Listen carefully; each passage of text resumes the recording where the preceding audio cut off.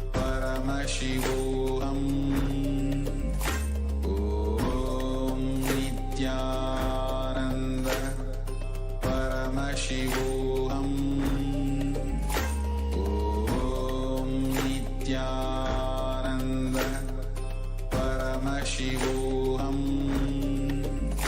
Om Nithyananda Paramashivoham. Om Nithyananda Paramashivoham. Om Nithyananda Paramashivoham.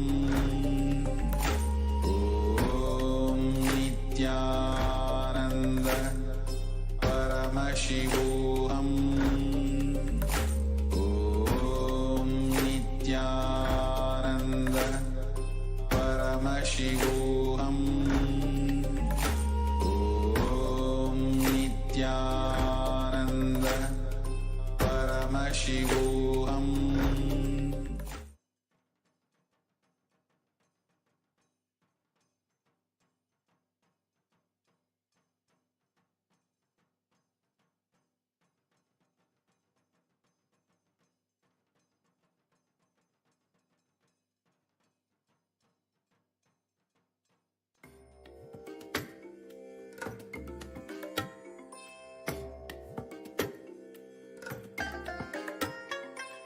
I bless you all.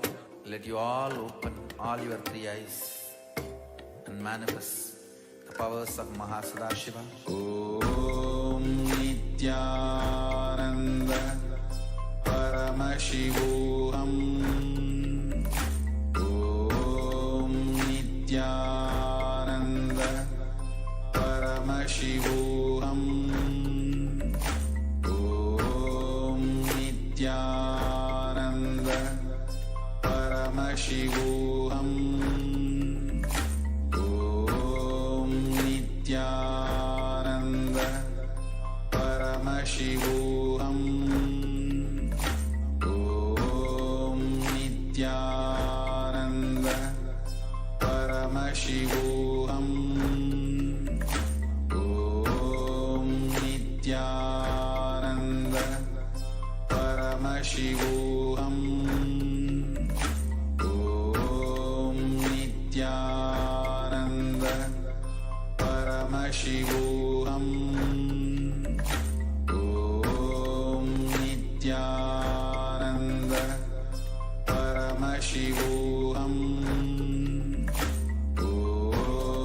Nithyananda Paramashivoham. Om Nithyananda Paramashivoham.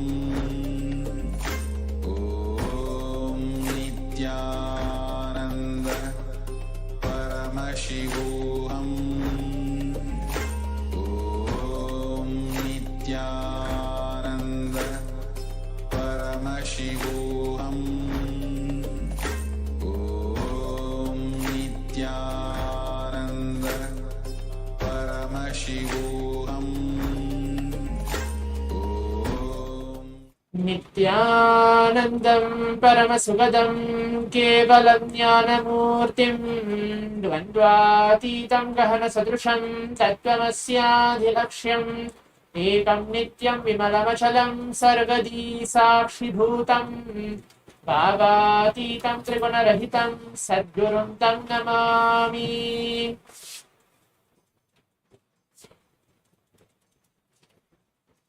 Nithyanandam, I welcome each one of you for this power manifestation session, which we are having now right after the Nithyananda Yoga, the complete performance of the Pratama Vinyasa Krama and the Dvitiya Vinyasa Krama, the 308 asana sequence directly blessed by the Supreme Pontiff of Hinduism.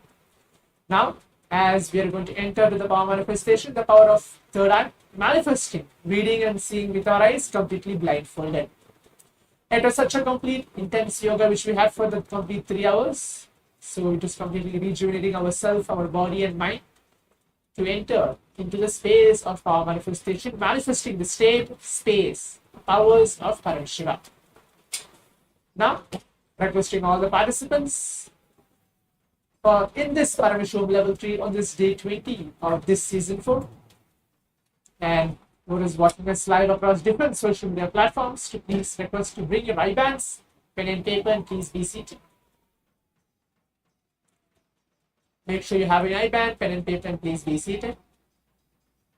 If you don't have an IBAN, something to blindfold yourself. Any black cloth or a cloth which is completely opaque so that doesn't allow any kind of light or the vision to be completely seen.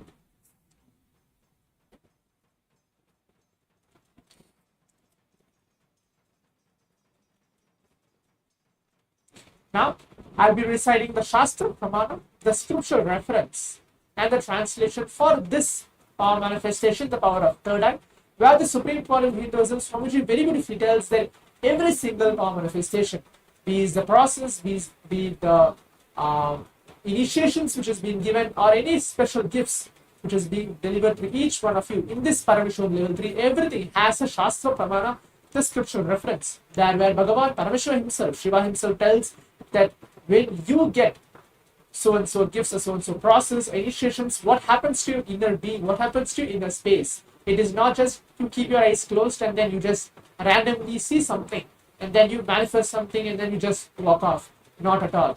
When you actually be in the space of power manifestation, the space of Paramashiva means you and Swamiji, you and the divine are one and the same. It may be Swamiji, maybe an incarnation, or you are maybe just a disciple of Swamiji. Does not mean that you and Swamiji are one and the same. As Swamiji very beautifully tells that each one of us are his own extension. Each one of us are Paramashiva. So with that space, now I'll be reciting the Shastra Pramana and the translation for it. And then I'll get you step by step what we're going to do in this first round of the power manifestation. Kapalāntarmano nyasya tishkhanmīlitalochanaha kramena manaso dhādyāt lakshayed lakshamuttamam.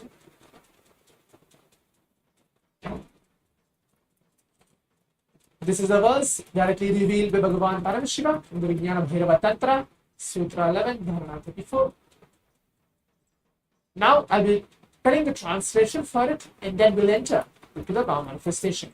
The translation for this very verse is by fixing the mind on inner space within the crown center and sitting stably without any movement, having your eyes closed in succession. By that stability of the mind and inner space, through the power of the third eye, one directly sees the ultimate goal, Lakshya. By having vision beyond the sight, that reveals any object or place, attaining the space of oneness with the source, Paramashiva himself. For all of us, Swamiji. So in today's round 1 of the power manifestation, I'm going to be again projecting any random image to all of you.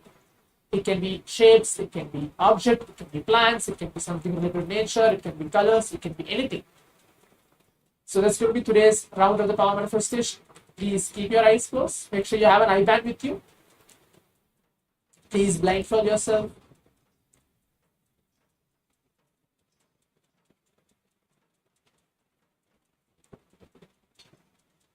Keep your eyes closed.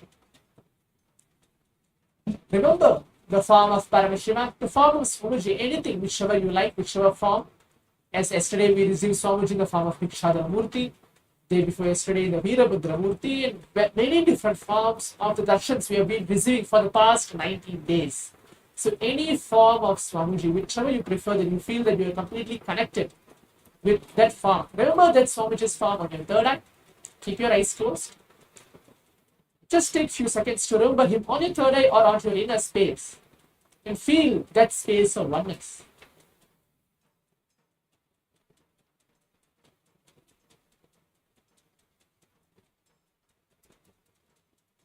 Keep your eyes closed and now let's all chant the Mahavakya along. Om Nithyananda Paramashivoham. Om Nithyananda Paramashivoham. Om Nithyananda Paramashivoham. Now I'm going to project the image to all of you for this first round of the power manifestation. Keep your eyes closed.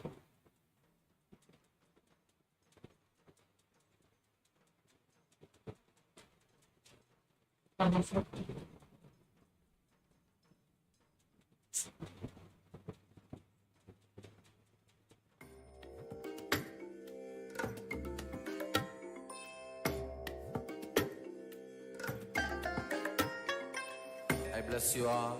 Let you all open all your three eyes and manifest the powers of Mahasudashiva. Om Nithyananda Paramashivoham. Om Nithyananda Paramashivoham. Om Nithyananda Paramashivoham. Om Nithyananda Paramashivoham. Om Nithyananda Paramashivoham.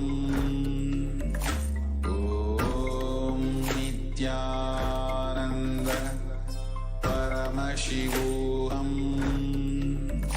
Om Nithyananda Paramashivoham. Om Nithyananda Paramashivoham.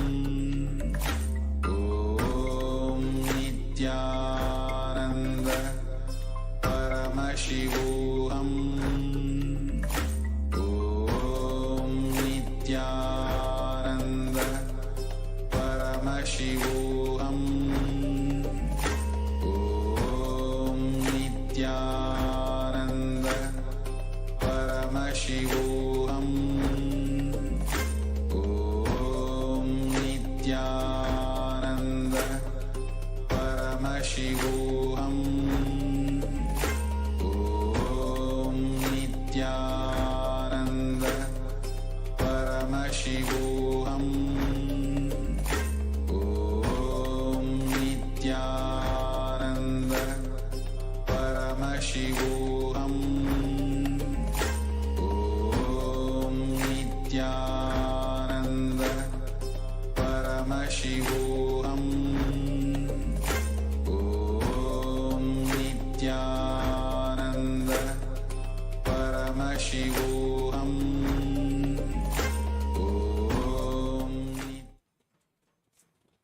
Yes. Now, as the first round of the power manifestation has been completed, please relax and take off your eye bands. Please relax and open your eyes.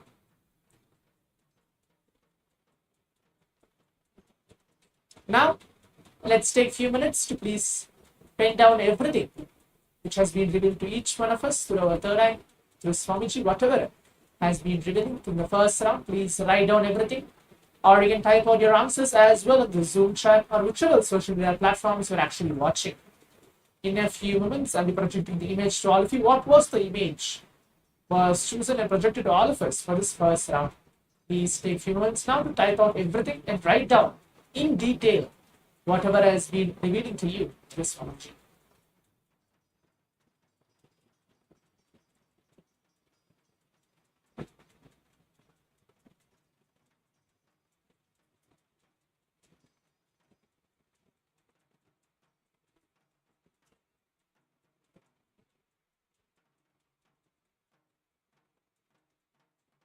Yes. So now let's move on to see what is the image which was projected to all of us for this first round of the power manifestation.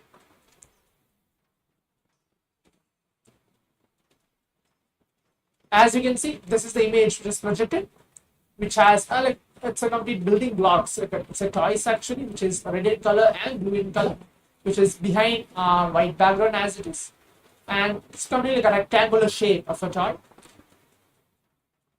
Now you can see this is the image which is projected to all of us. If you're able to actually manifest, either you're getting colors correct or the shapes or anything which you're able to feel that you're able to at least get close to it, you can type out your answers as well in the Zoom chat telling, yes, this is what Swamiji has revealed to me. But if you're not actually able to see anything, if you're just able to see only darkness and kind of see, well, okay, I just saw color, but not to the detail. I saw like 2-3 colors, but I'm not sure what it is. Leave that message as well. Now, let's move on to the second round of the power manifestation. Please keep your eyes closed. We have the second round. It will be a complete quick round in the second round as well. Keep your eyes closed. Remember, Swamiji and you're very in a space. We are entering to the round 2 of the power manifestation. Start chanting the Mahavakya intensely from your navel center. Om Nithyananda Paramashivoham. Om Nithyananda Paramashivoham. Om Nithyananda Paramashivoham. Now I'm going to project the second image for the second round of the power manifestation. Keep your eyes closed.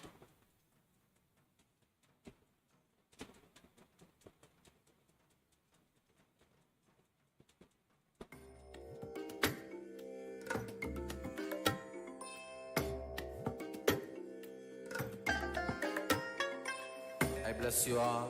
Let you all open all your three eyes and manifest the powers of Mahasudashiva. Om Nithyananda Paramashivoham. Om Nithyananda Paramashivoham. Om Nithyananda Paramashivoham. Om Nithyananda Paramashivoham. Om Nithyananda Paramashivoham. Om Nithyananda Paramashivoham. Om Nithyananda Paramashivoham. Om Nithyananda Paramashivoham. Om Nithyananda Paramashivoham. Om Nithyananda Paramashivoham. Om Nithyananda. Yes.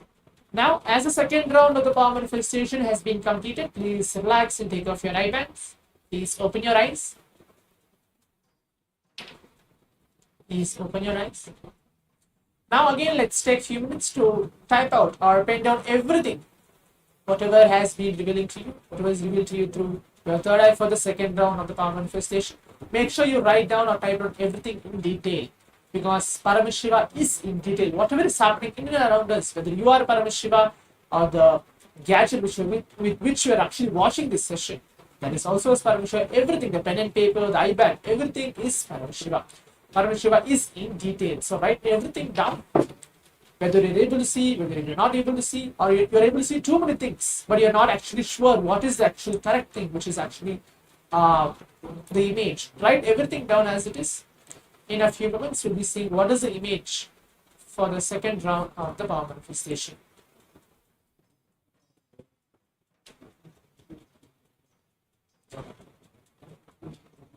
Yes. So now let's see the image for the second round. I'll be projecting the image to all of you. All of you can see. This is the image which was chosen for all of us. For the second round of the power manifestation, it's again same building blocks and Lego blocks, but this time it's a square. It's a square shape which has 5 different colors, which has green, yellow, blue, red, and a black. So these 5 colors are there in this round 2 of the power manifestation. So whether you're able to get colors correct, or the shapes, or even in that Lego blocks itself, there are like few small circles, or behind the white background as it is. So now let us all take few minutes before we move on to the next session. As we are coming to the conclusion of the complete 21 minutes of the power manifestation today, let us all take few minutes to go ahead onto our social media and share our experience. What we have manifested in this round 1 and 2, in this complete 21 minutes of the power manifestation. As today also we have a long day to go to receive Swamiji in the form of the Bhagavān Dakshinamurthy. Let us all get ready for that, prepare ourselves as we going to move on to the next session. Thank you. Nithyanandam.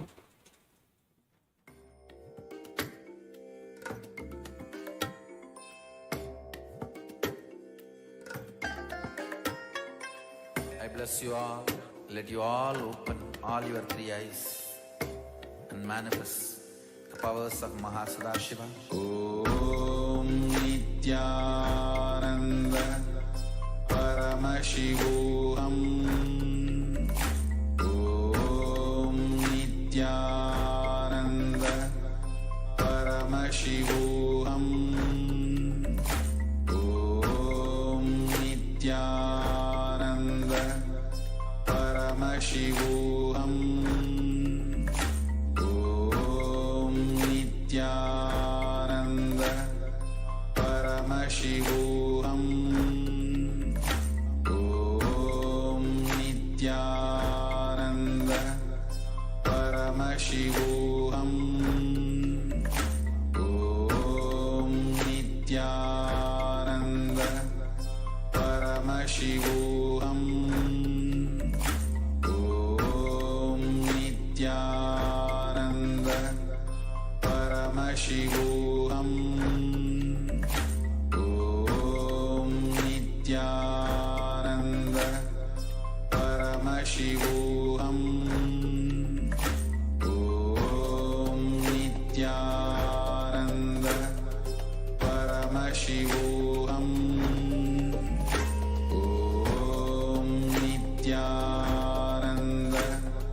Paramashivoham. Om Nithyananda Paramashivoham. Om Nithyananda Paramashivoham.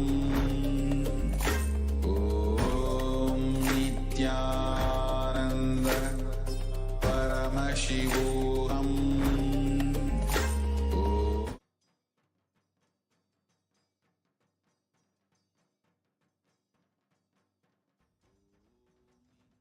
Ananda Paramashivoham. Om Nithyananda Paramashivoham. Om Nithyananda Paramashivoham. Om Nithyananda Paramashivoham. Om Nithyananda Paramashivoham. Om Nithyananda Paramashivoham. Om Nithyananda Paramashivoham. Om Nithyananda Paramashivoham. Om Nithyananda Paramashivoham. Om Nithyananda Paramashivoham. Om Nithyananda Paramashivoham. Om Nithyananda Paramashivoham. Om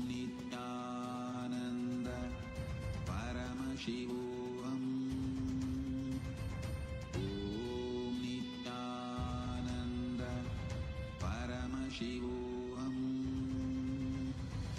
Om Nithyananda Paramashivoham. Om Nithyananda Paramashivoham. Om Nithyananda Paramashivoham. Om Nithyananda Paramashivoham. Om Nithyananda Paramashivoham. Om Nithyananda Paramashivoham.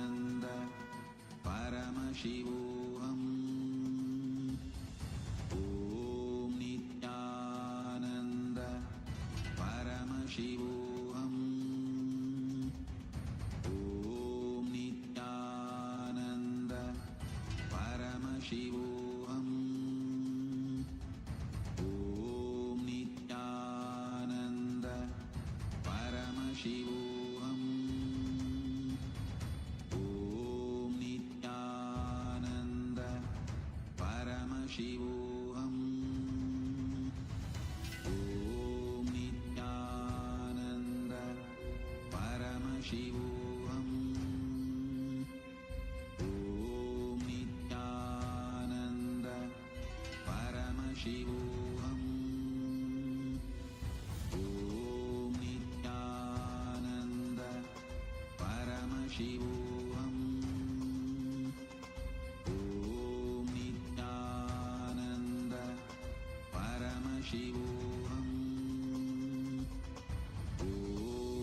Nithyananda Paramashivoham. Om Nithyananda Paramashivoham.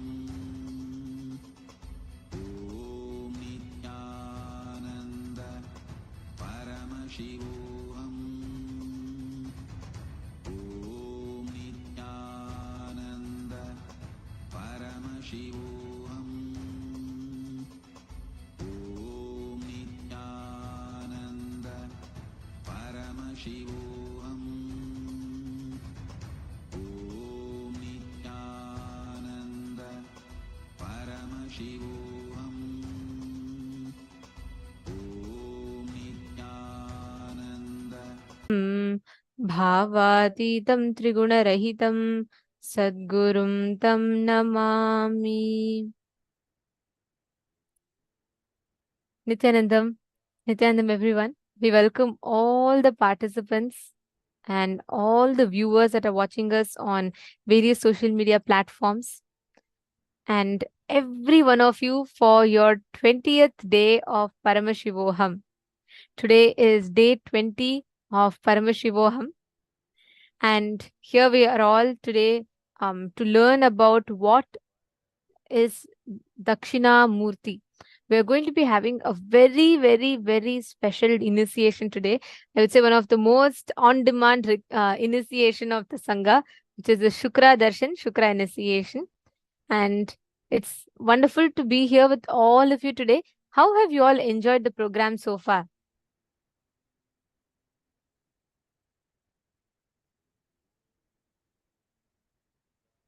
How have you all enjoyed the program?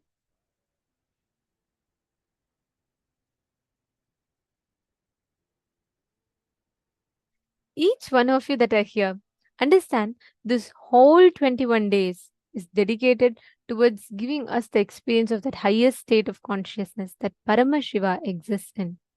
We welcome every one of you for this program where you experience this ultimate manifestation of Paramashiva happening through you. We thank all the participants who are here for your sincerity, and really it's not, I know it's not easy to take out 16 hours of your day for 21 days in your schedule, sit here, be committed to learning and expanding. But each of you have taken that time and shown that commitment, and I thank you all for that. And let us get started with our day today. In the first session, we're going to be learning about is understanding who is a guru. What does it mean to have a guru in life? Why is guru so significant, important in our life? This is what we are going to be learning about.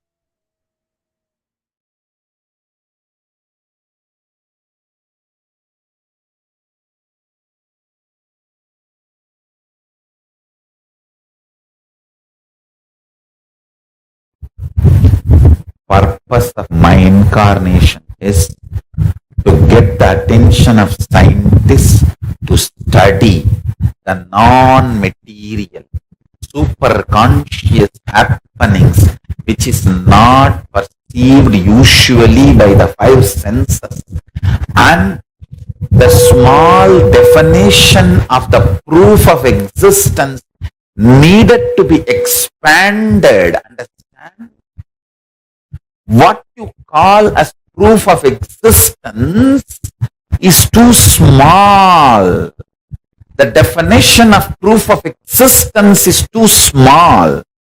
Scientific community need to expand the definition of the proof of existence, one, and should start studying non-material phenomena and happening, superconscious happenings and phenomena, attracting the attention of the scientific community to that phase of non-material phenomena and happening, superconscious phenomena and happening is the purpose of my happening. Understand? Paramashiva will do it. He is doing it and he will do it. If science puts little time and energy and attention to study the non-material happenings and phenomena, superconscious happenings and phenomena, I tell you, we will have the growth in next 1 decade, 10 years, which we have not achieved in last 2000 years of existence. If we put little attention in this direction of non-material existence and phenomena, superconscious existence and phenomena, we can easily understand the whole Hindu literatures, Idihasa, all the Hindu traditional source scriptures of Shruti Smriti, its recordings of history, recordings of cosmological discoveries, recordings of amazing knowledge source.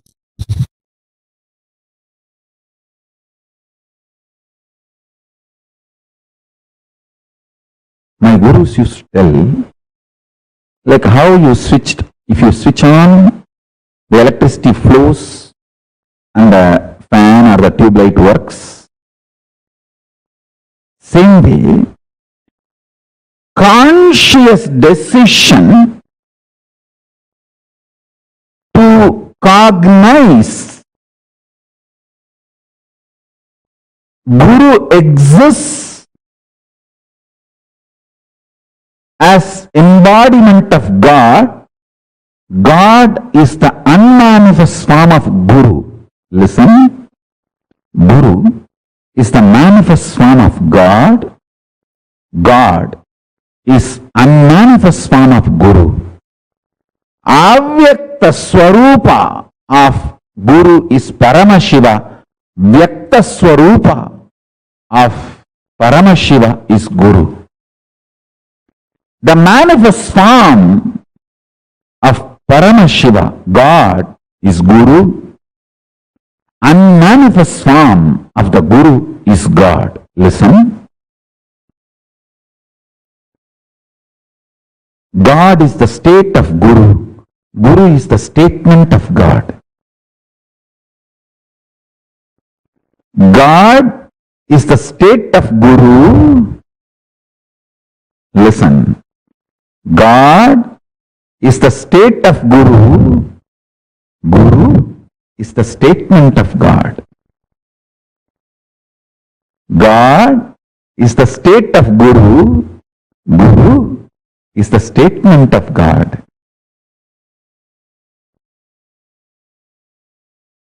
Catch this statement and mudra both. God is the state of the Guru. Guru is the statement of God. The unmanifest of the Guru is God. Manifest of the God is Guru.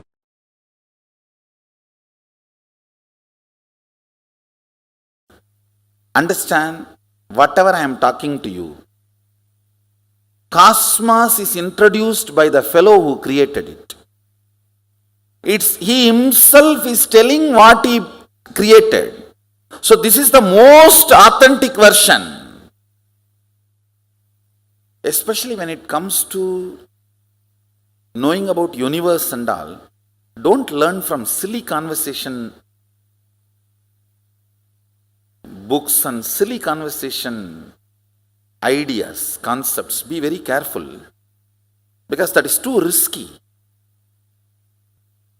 Whether you practice yoga or your understandings about the cosmos, life, always find the original Shastra Pramana.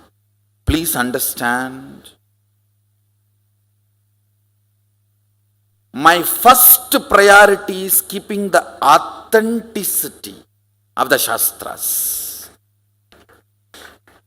Even power manifestation is second priority only. Understand? Shastra works. Not whatever works is Shastra. No. Understand?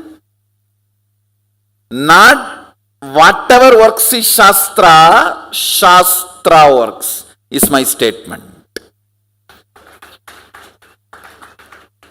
Sometimes, you see, in India, these compounders, assistant to doctors, after 10 years assisting a doctor, they become doctors. They go to a remote village and put up a board, doctor, duck, duck.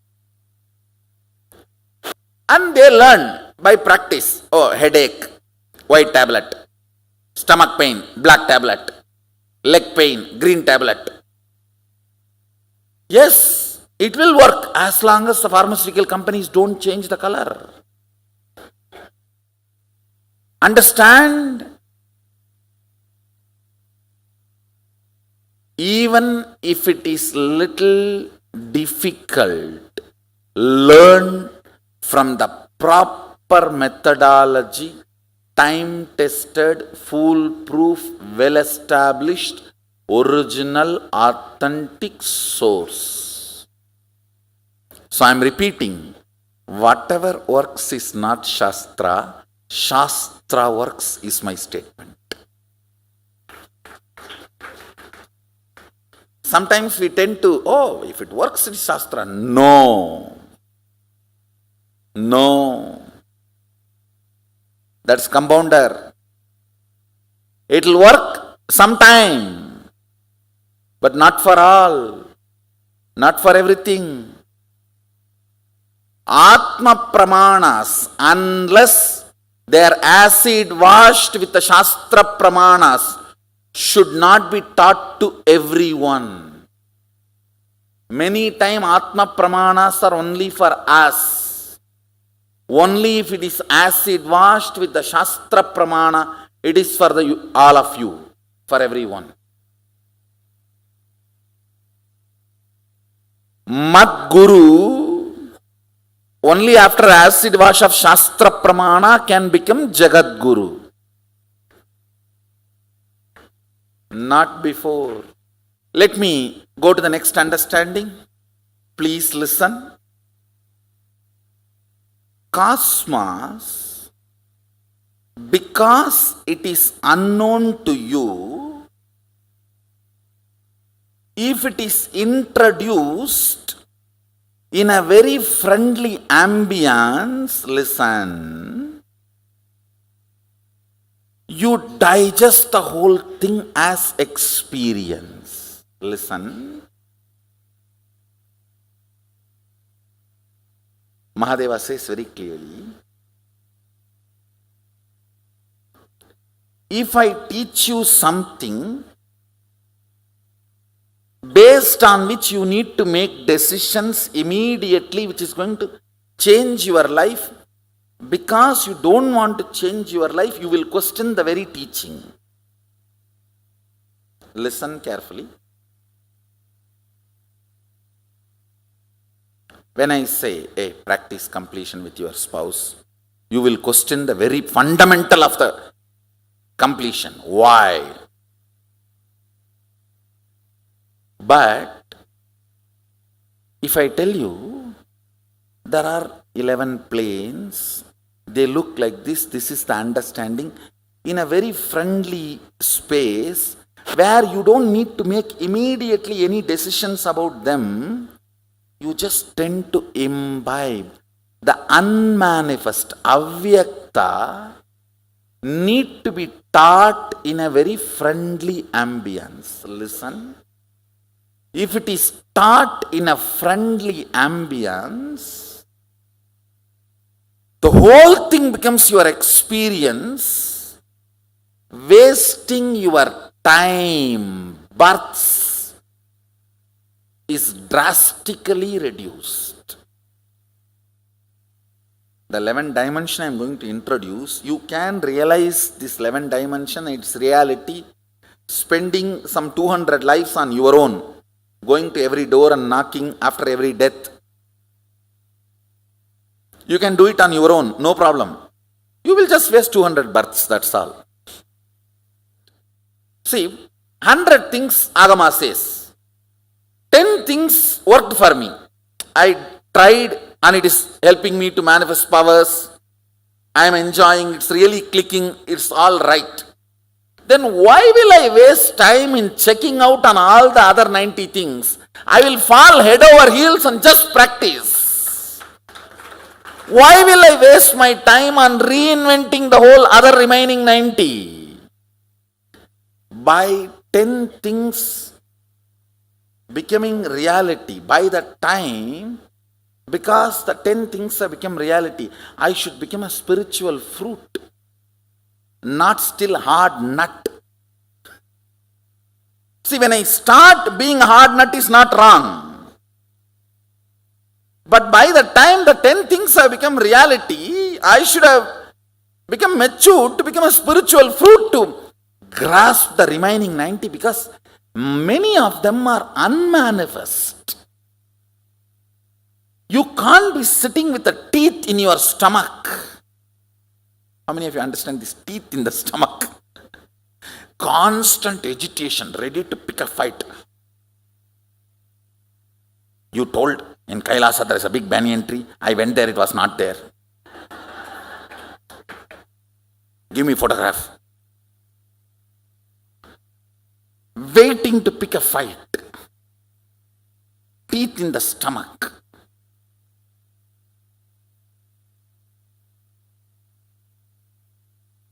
Understand?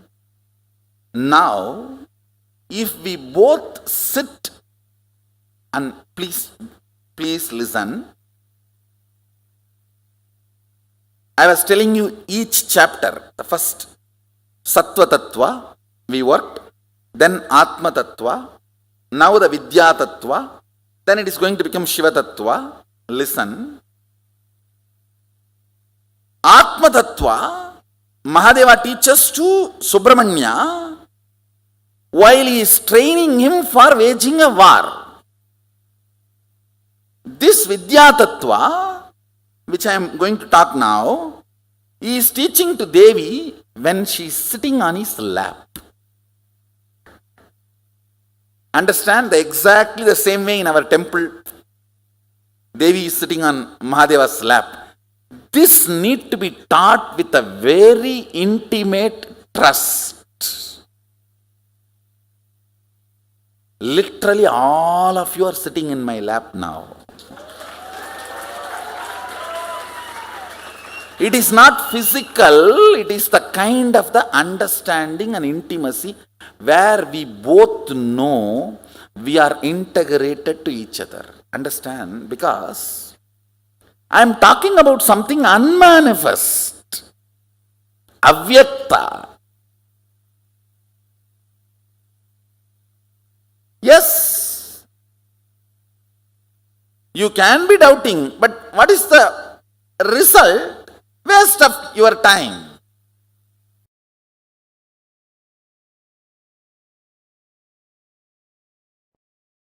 In every level, tyaga, whether the kind of a luxurious lifestyle product, food, or sexual needs, in every level, the tyaga makes your DNA's natural selection process take a quantum jump and makes you evolve as Paramashiva. Do not think Tyaga is moral science. It is life science. It is life science. Practicing Tyaga is equivalent to living in the physical presence of Guru. If somebody practices Tyaga in every dimension, you are already living in my physical presence. You are having the quantum jump in the natural selection process of your DNA. Tyaga was lifestyle of elite in Hindu tradition. The elite cream of the society, Brahmanas, lived as Tyagis. They don't own property. They live by Unjavritti, means everyday begging, Madhugari Bhiksha. Like how the bee goes to every bird, every flower and collects honey, like that, going to every home and collecting food is called Madhugari Bhiksha. Means idea of taste is not only denied, forgotten. You collect everything, come and mix, cook and share with all the people who are living with you and the animals who are living with you and eat. Of course, offer it to Lord and Paramashiva, make that as a prasadam and eat.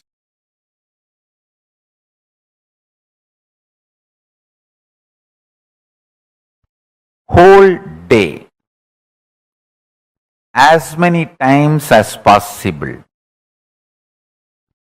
whether you eat, sleep, take bath, spray perfume, just do it for your Atmalinga also. Through Atmalinga to Mahadeva, to your Guru or Paramashiva. In Hindu tradition, literally we treat Guru and God as one and the same. Guru is the manifestation of God. God is unmanifest component of Guru. That's all. Avyakta Guru is Paramashiva. Vyakta Paramashiva is Guru. The manifest Paramashiva is Guru. Unmanifest Guru is Paramashiva. Guru's unmanifest dimension is Paramashiva. Paramashiva's manifested dimension is Guru. That's it. So anyone leads to another. That's all. If you catch Paramashiva directly, start praying, he will appear as Guru. If you catch the Guru and start connecting with him, he will lead you to Paramashiva. That's it. But both leads to the same oneness space, ultimate enlightenment.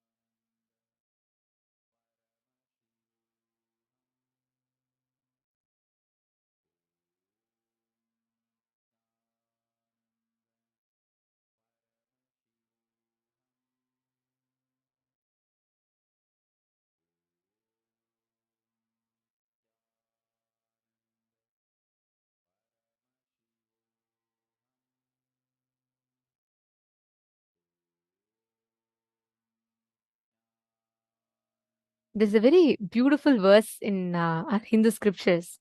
Paramashiva says in the Guru Gita, he beautifully reveals, Naguror Adhikam, Naguror Adhikam, Naguror Adhikam. There is nothing greater than Guru in one's life.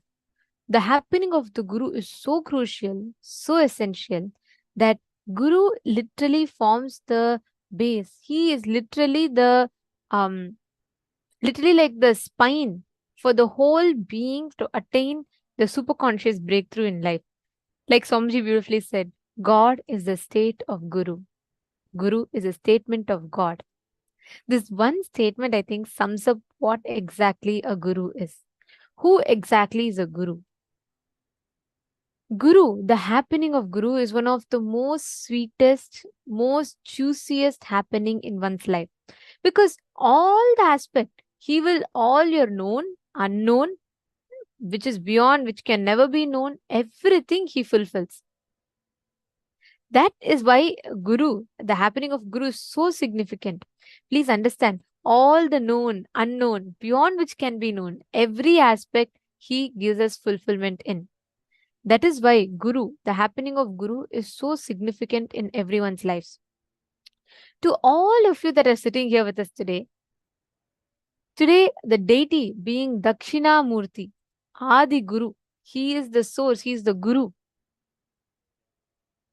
Understand, today's whole day is all about learning, experiencing this Guru, experiencing the component of Guru, Guru Tattva. Actually, in one thing, if you see, if any of us start talking about how Swamiji happened, we will never stop talking. That's one thing that you can never stop any Kailashan from talking about. Sharing the moments with Swamiji, the experiences with Swamiji. Understand? Because Guru, when the happening of Guru, like it's like there's a very beautiful story that Swamiji will tell. If you ask a blind man to describe something, right? He will, even how much ever you describe, he will come. You can never, same way you can never give the description of a Guru to someone. You can only taste it. How much ever I tell you how it tastes, I can't really tell you the taste of honey unless I give you. The exact same thing with Guru. If how much ever we describe, it is not really going to do justice to what the happening of a Guru is. For all of you, when did Swamiji happen in your life? Each of you to post in the chat. Which year? When did you meet Swamiji and how did you meet Swamiji?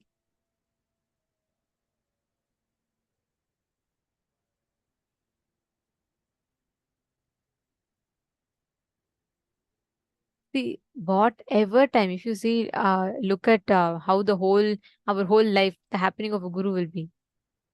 You can never really understand how the whole thing happened, but you just felt so connected deeply, and the whole thing just happened beautifully, right? That is the happening of Guru.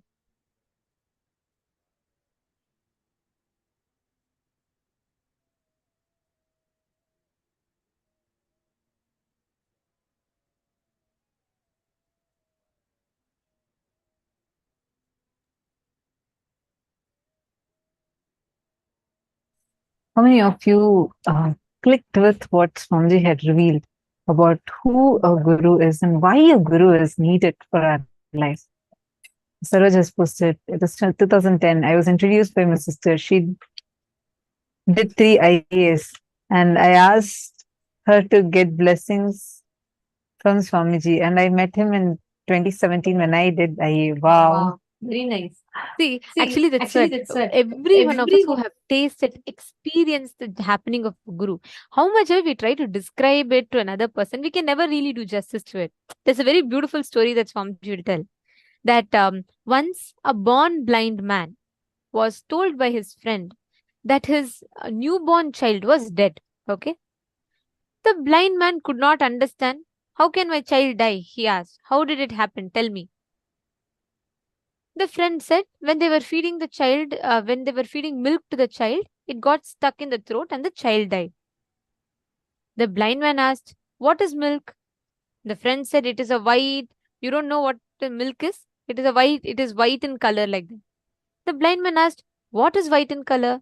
The friend said, do you know about a bird called crane? The color of the crane is white color. The blind man asked, but what is a crane bird? The friend could not explain further because, anyways, the blind man can't see or understand. So he was thoroughly confused. He just caught the man's hands and spread it wide, right? And he said, see, this is how a crane looks. And he tried to show that size. The blind man said, oh, now I understand. If you put such a big crane into a baby's mouth, naturally it is going to die. Understand? You can never really explain something. How will you explain something to a person who has not seen it? Same way, you can never really explain Guru, the importance of a Guru to someone who has not experienced it. But you can only gift to them the experience of it. You can only gift them the experience of it. A born blind man cannot understand what is missing. A man who has never tasted a Guru in his life will never understand what he's missing in his life. Guru is a new language in your being. He's a new consciousness in your being. He's a new being in your life. Every one of you that are here, we are all blessed to have this experience, the happening of Guru in our lives. And it's extremely important that we understand, we connect with it, and we taste that experience. So many of you are here from 2008, 2009 time. You all have been connected to Swamiji. That's beautiful. See, understand, this is why the happening of a Guru in one's life is important, and this is the beautiful role that it plays in our lives, right? The experience that we have about Guru, what we experience as Guru. Just by understanding, just by connecting to the Guru, you experience the highest frequency, the highest form of your own existence.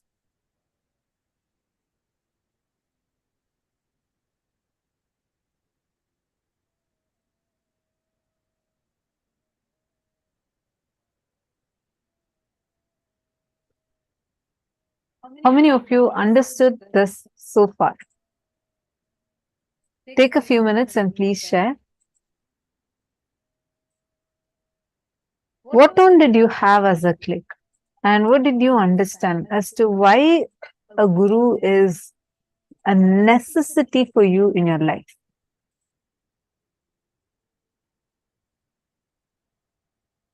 And one important statement Swamiji made was, God is the state of Guru. Guru is the status or is a statement of Paramashiva. Paramashiva is the state of Guru, and Guru is a statement of Paramashiva. For how many of you, this is a very, very, very strong experience. I request all of you to share any of your sweet moments when you had this experience, where like you experienced the avatar as your Guru happening to you in your life. Take a moment and please share any of your sweet moments that you remember and post it here in the chat. Understand, today for here,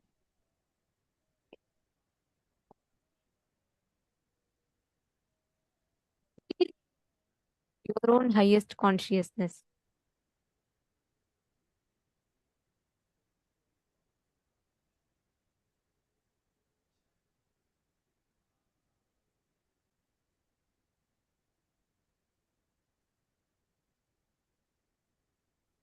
Experiencing, receiving as a gift.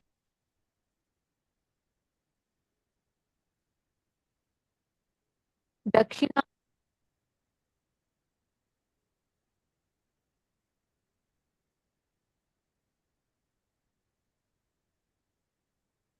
we call Adi Guru Dakshinamurthy.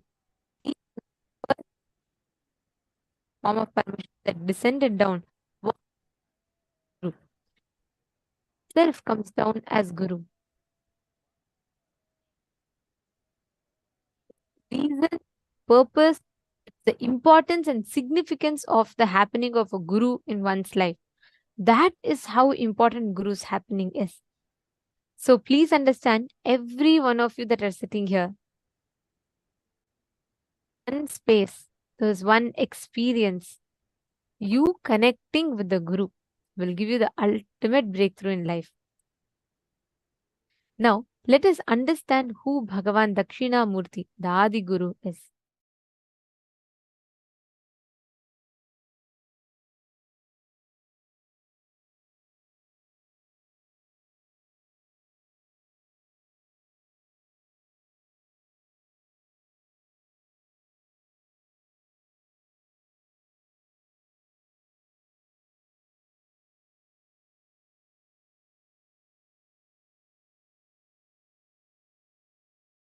వేదసారార్థకం తంత్రం తస్మత్ వైదీగం ఆచరేత్ వేదాంతార్థమయం జ్ఞానం సిద్ధాంతం పరమం శుభం.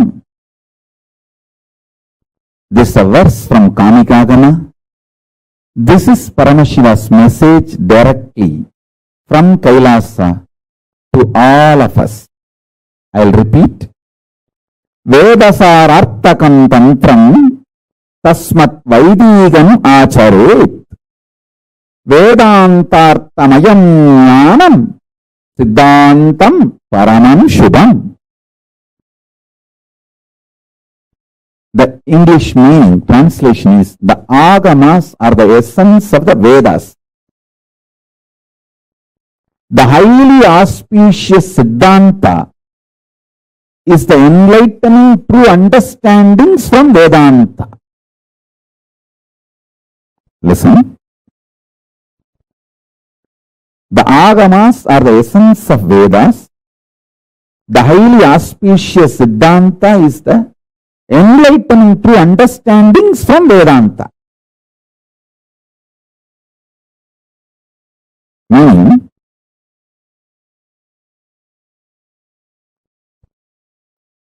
వేదసారార్థకం తంత్రం తస్మత్ వైదీగం ఆచరేత్. He gives very clear declaration. Paramashiva gives a clear declaration. The essence of Vedas is agama. Tantra means agama. Tantra is the word used for agama. So, acharet means live Vedic tradition. See, the methodology for living the Vedic tradition is agama. So when you live agamas, you are living Vaidika. The methodology for living Vedic tradition is agamas. And Vedantarthamayam jnanam siddhantam paramam shubham. What a beautiful word. He says,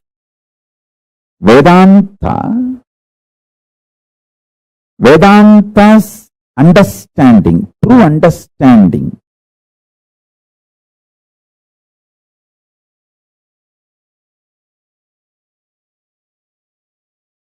all that collected is Siddhantam. Uses the beautiful word, Siddhantam paramam subham. It is ultimate auspiciousness because it is the essence of Vedanta. I'll give the translation in Tamil also. Vedathin sarame agamam, Vedantathin unmayana சாரத்தை வழங்கும் ஞானம்தான் மிக உயர்ந்த சுபமான மங்களமான சித்தாந்தம். I think Paramashiva revealed this to me. This is the fundamental statement for the whole Kailasa, my philosophy and the Sangha. There is so much of noise from all unnecessary corners. One side, enemies of Hinduism, traitors of Hinduism. Hindu enemies and Hindu traitors. The other side, intellectual but not experienced, enlightened. Those intellectuals who are well read, but not enlightened, Pandits.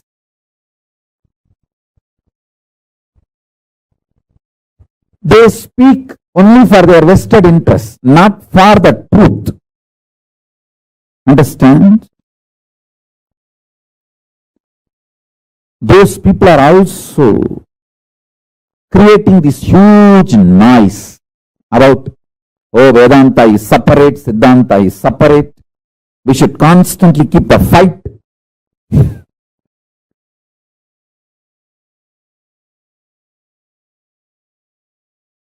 Basic thing is right understanding shared is a jnanapada. Right actions from that understanding is kriyapada.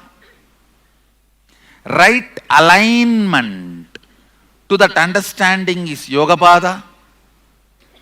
And celebrating that is charyapada. That is the charya, kriya, yoga, jnana of agamas. Agamas 4 chapters.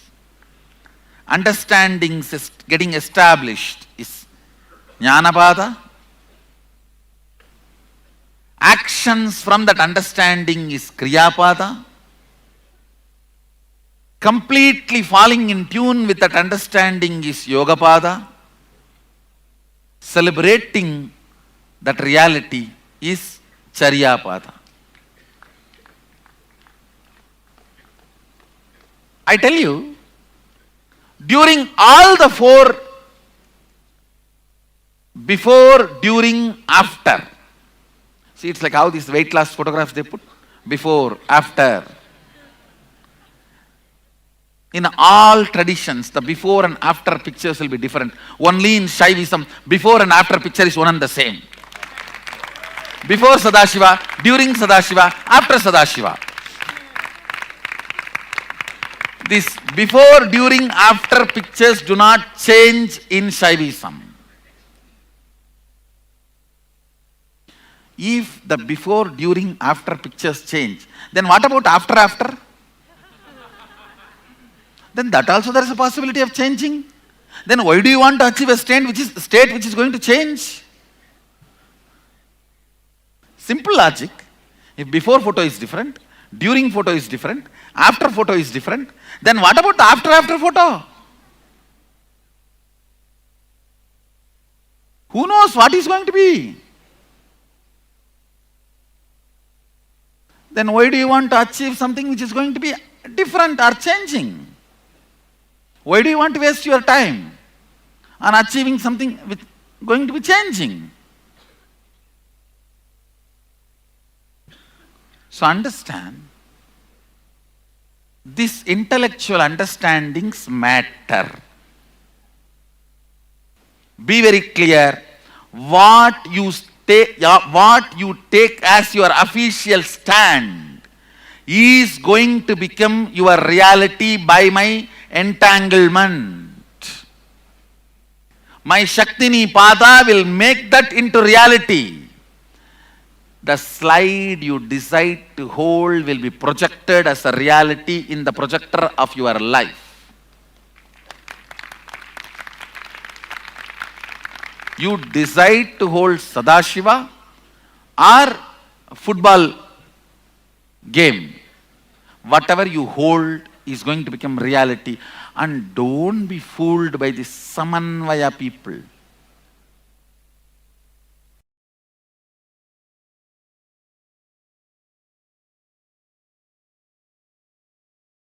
Listen intensely.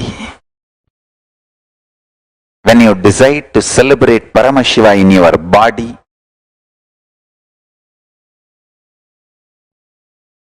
and through your Kundalini Shakti, that is called Nithyananda Yoga. When you decide to connect with Paramashiva and make him manifest through you, that is called puja. Anmartha puja or parartha puja, all kriya pada and kriyas. When you decide to celebrate the cosmic principles of Paramashiva and manifest him absolutely in your life, that is called jnana pada, jnana. Understand? If you decide to celebrate Paramashiva in your lifestyle, it is charya pada. In your bioenergy, by connecting with him, that is kriya pada. If you decide to celebrate Paramashiva in your body and Kundalini Shakti through yoga, it's yoga pada. When you decide to celebrate the cosmic principles of Paramashiva and decide to manifest him in your life, that is called jnana pada. Understand?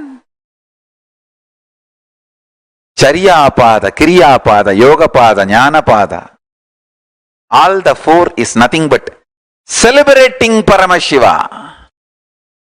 Celebrating Paramashiva. Understand? Nothing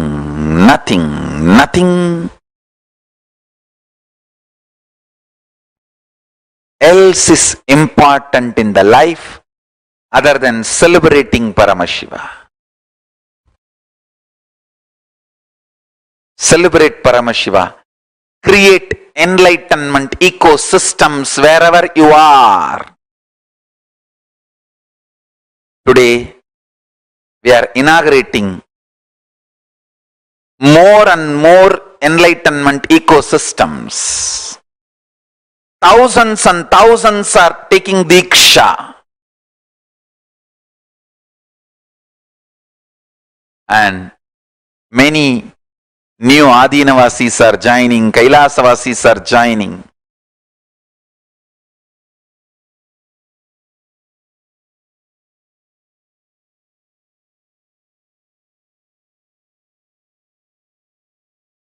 More and more work is happening by the grace of Paramashiva to bring legitimacy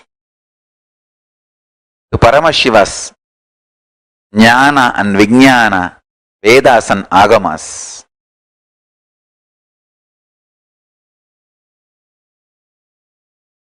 Understand?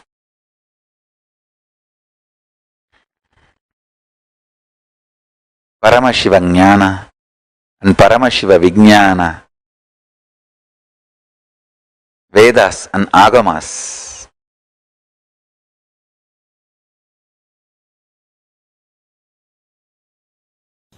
Listen carefully. In Vedanta, there can be conclusions. For example, what is the essence of Vedas? Vedanta. What is the essence of Vedanta? Aham Brahmasmi. Oh, there are so many thought currents in Vedas. Like, you have multiple births, and you have karma, and you can be liberated. You can avoid birth and death cycle. If you want, you can have even conscious birth and death cycle. And this is cosmology. This is self jiva, and this is God, Ishvara. So much of concepts. Finally, the essence. If you ask, essence of the Vedas is Upanishads. Essence of Upanishads is Vedanta. Essence of Vedanta is Aham Brahmasmi. But in Agama, there is nothing called Agamanta. You cannot say the essence of Agamas is Sadashivoham, and essence of Agamanta is Sadashivatva. You can't say. In Agama, you sitting in Nirvikalpa Samadhi in the space of Sadashivoham and having Shakti Nipada with me is as equally as important to morning brushing the teeth as per Sadashiva's instruction. The number of strokes you need to do in morning brushing the teeth is as important as the Shakti Nipada, Shakti Pada you have with me. So in Agama, there is nothing called Agamanta.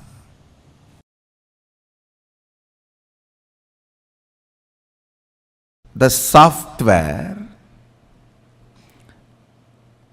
given by Sadashiva, received by Devi, adopted by Vishnu to run this universe is Agama. The principles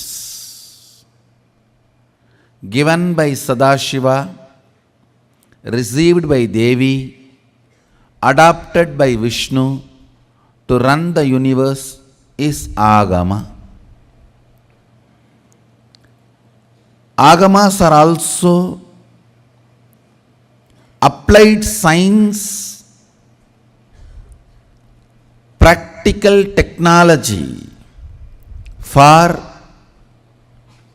Veda and Vedanta thought currents. Listen. Vedas and Vedantic thought currents are like pure science. Agamas are more like applied science to make that into reality. To make that into reality. Basically, all you need is integrity and listening, so you can internalize. You can internalize these great truths, make it as part of you. When you know the cosmic principles with which the cosmos is functioning, it's easy for you to align yourself to it and use all those principles to generate health, wealth, relationships, whatever you want to make in your life as reality.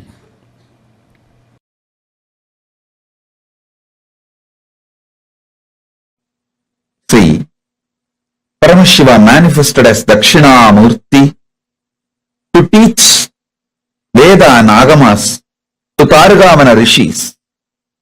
It's not that it was a past. If you become silent to free yourself from the past, present, future, through unclutching, you can see he is teaching even now in that huge cosmic sound. Om, even recorded by NASA. That soundless sound, Anahata Dvani. Om. If you can hear it through the deep unclutching, you can see Dakshinamurthy teaching you now. Dakshinamurthy teaching you now.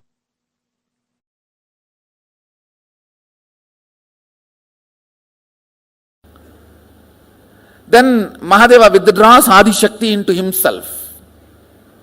He sits as Sadashiva and Adi Shakti together.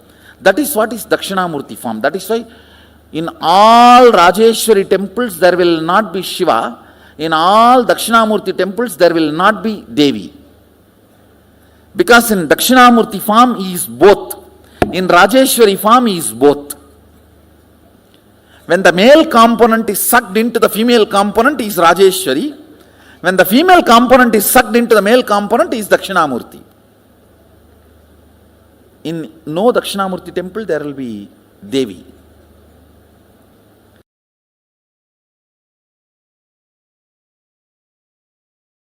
Understand the truth.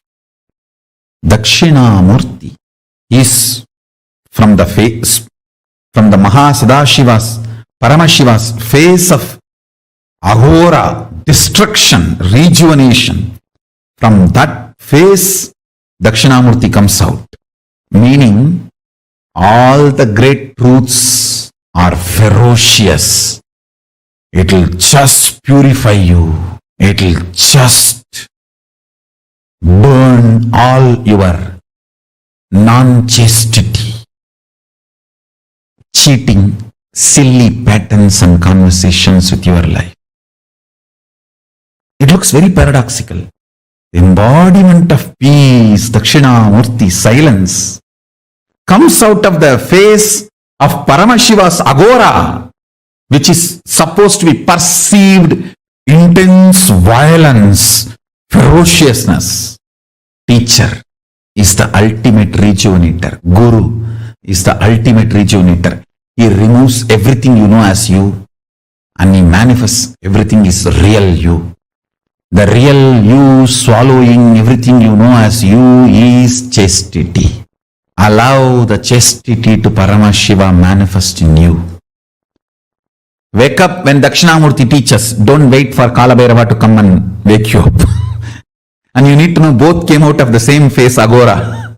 Maybe Paramashiva always tries to show Dakshinamurti of his Agora face. And if you don't listen, then only he has to allow Kalabhairava to manifest. Chastity will never create conflicts. It will bring tremendous fulfillment. If there is a conflict outside, look in, something need to be attended inside. Listen to this clearly. Sound of Dakshinamurti and silence of Dakshinamurti need to be understood in reality. See, the silence of Dakshinamurti is not the soundlessness. Any sound you can only hear in certain decibel. If it goes below that decibel, you can't hear. If it goes above that decibel, you can't hear. Dakshinamurti's silence is above decibel. That decibel which you can't hear, beyond your capability of hearing, that decibel sound is Dakshinamurti's silence. So Dakshinamurti's silence is not soundlessness. It is beyond the sound you can hear. Same way, listen carefully.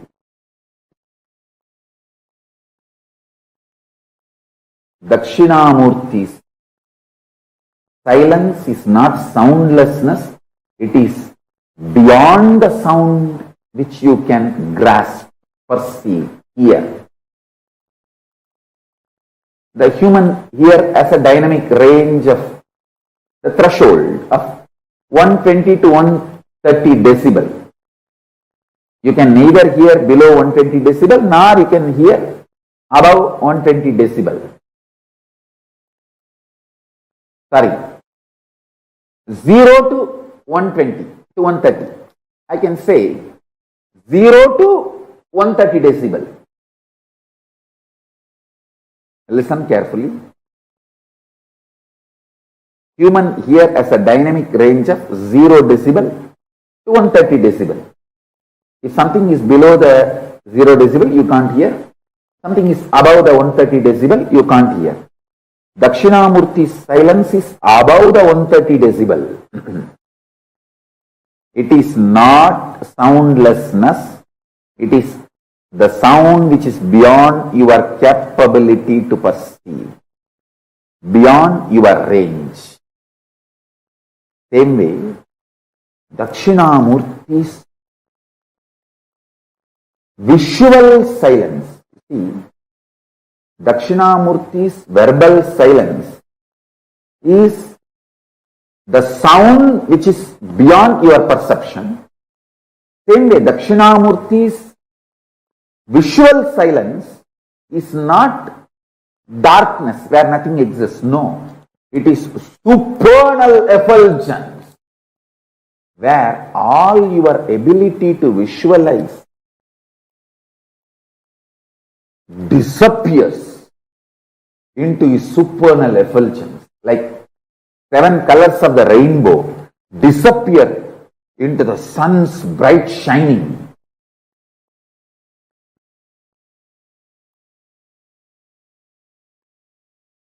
Your ability to visualize dissolves, disappears into the supernal effulgence of Dakshinamurti. Understand? The supernal effulgence of Dakshinamurti and supernal silence of Dakshinamurti. Then you will understand the right knowledge, right clue about the existence of Paramashivatva. If you understand this one truth, today you can manifest powers. The common frequency the human ear can hear is like a 20 to 2000 hertz. 0 decibel to 130 decibel maximum. 20 to 20,000 hertz or 0 to 130 decibel. That's it. If it is below 20 hertz, you can't hear. If it is above 20,000 hertz, you can't hear. Dakshinamurti's silence is above 20,000 hertz.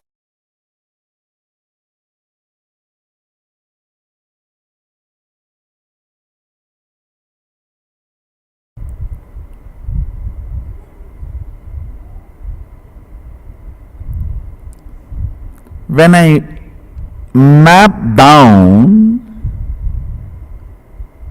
the cosmic silence of Dakshinamurti into the verbalization in the language you understand, listen. Ultimately, Sadashiva's silence is the greatest teaching, where you vibrate in his very frequency, in the oneness. Words are not even used to remind you about the oneness.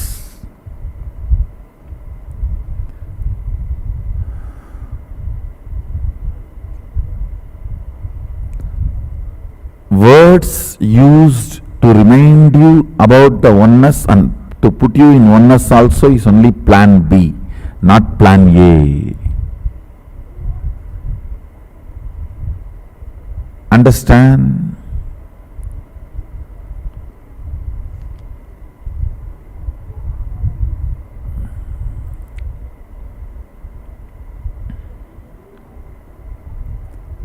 Ultimate truth becomes your experience in Sadashiva's reverberant silence, where the cosmic sound and the cosmic silence becomes one and the same.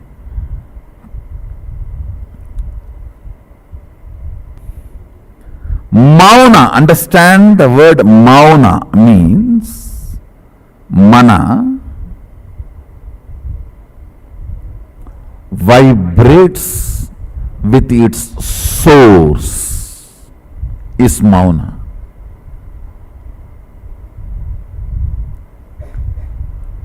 Your frequency is so high, so intense, so alive to the cosmic frequency. Words lose its power over you, or words have no meaning. That is the ultimate state. But till you raise to sit without attitude, understand, to experience Sadashiva's silence, you need the space of not having attitude.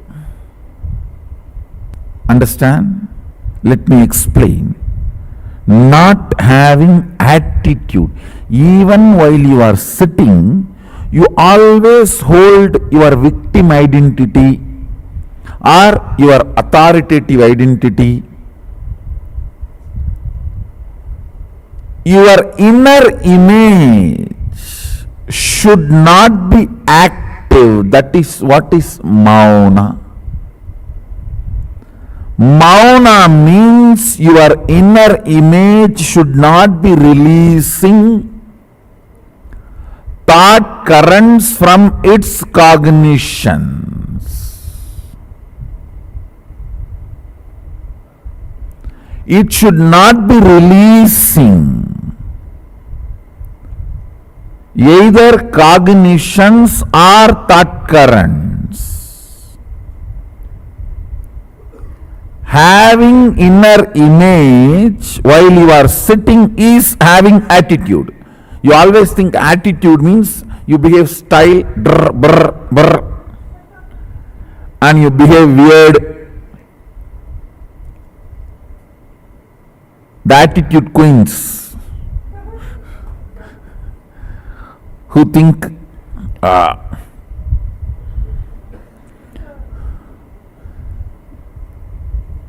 only if you behave cranky and weird,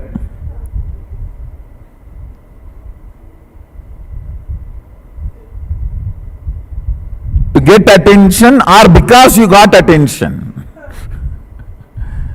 To get attention or because you got attention. You think only if you behave weird and stupid, it is attitude. No.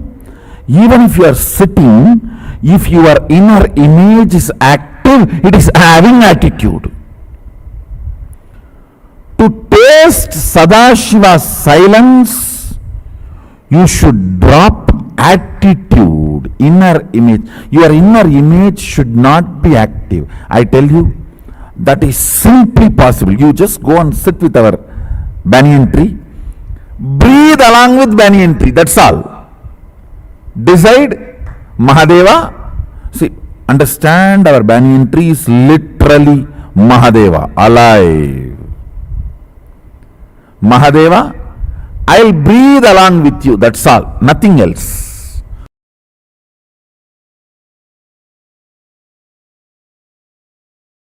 Nirvikalpa Samadhi.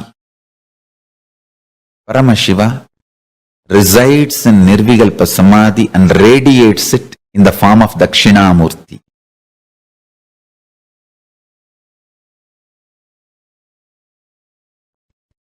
In all our temples, Dakshinamurthy radiates the biology of Nirvikalpa Samadhi. Anybody wants Nirvikalpa Samadhi, go to our temples, Dakshinamurthis, and touch the Dakshinamurthy deity, do puja, sit in the front of Dakshinamurthy,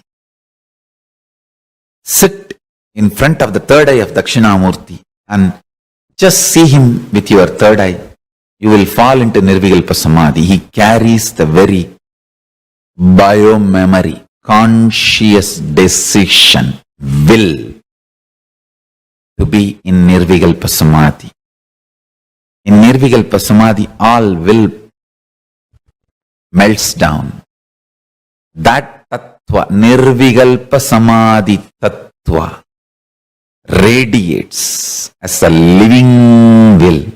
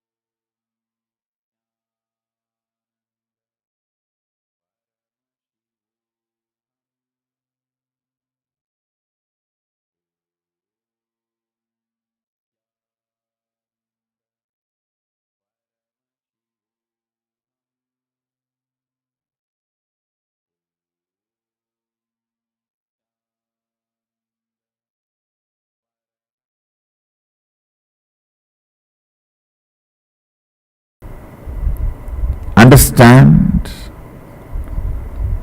Sitting without attitude is not concentration, not meditation.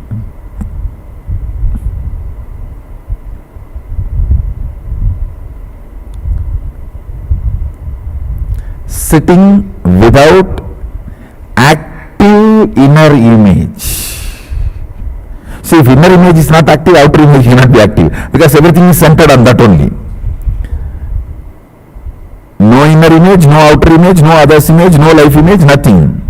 Because if the inner image is not active, all other images cannot be active.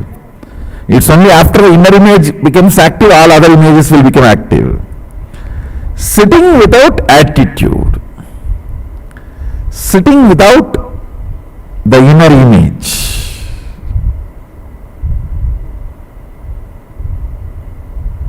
If your inner image is not active, you will not even fall asleep. If you breathe with Sadashiva, you will not even fall asleep. You just know how the breathing space of Sadashiva, the prana, enters into your body and enters into all the cells and activates the Kundalini and makes you do the power manifestation.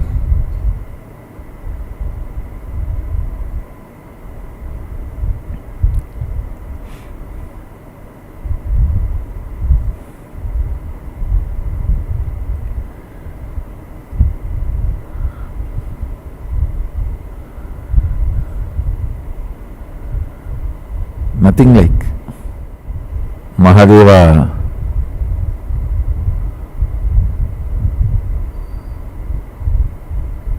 and the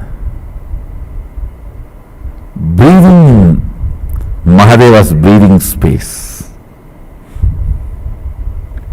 Nothing like it. Breathing with Mahadeva, breathing with Sadashiva.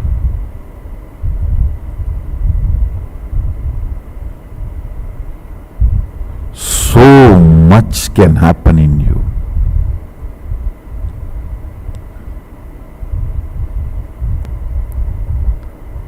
Without any attitude, inner image, just sit. See.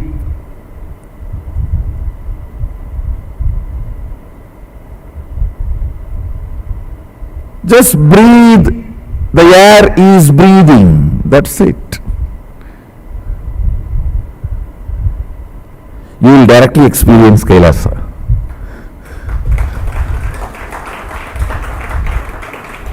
Just breathe. The air is breathing. You will experience Kailasa.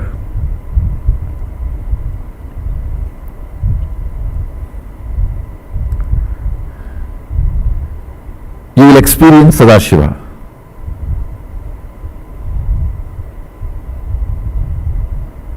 Nothing else. Just breathing, the air is breathing.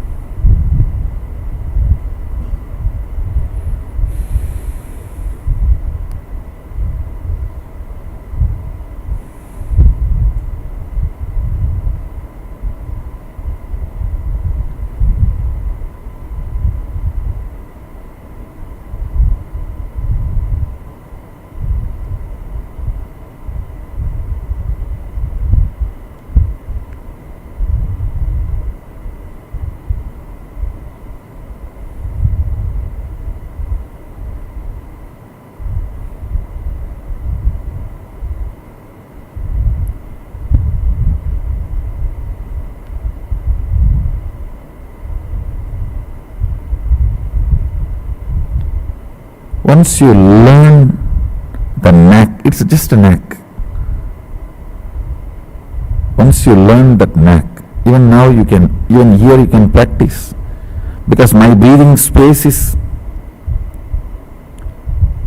more than 6 into 12 feet. My height is 6 and Dvadasanta, 12 feet, 12 into 6, more than 72 feet. 12 times of my height is my breathing space, my prana sarira.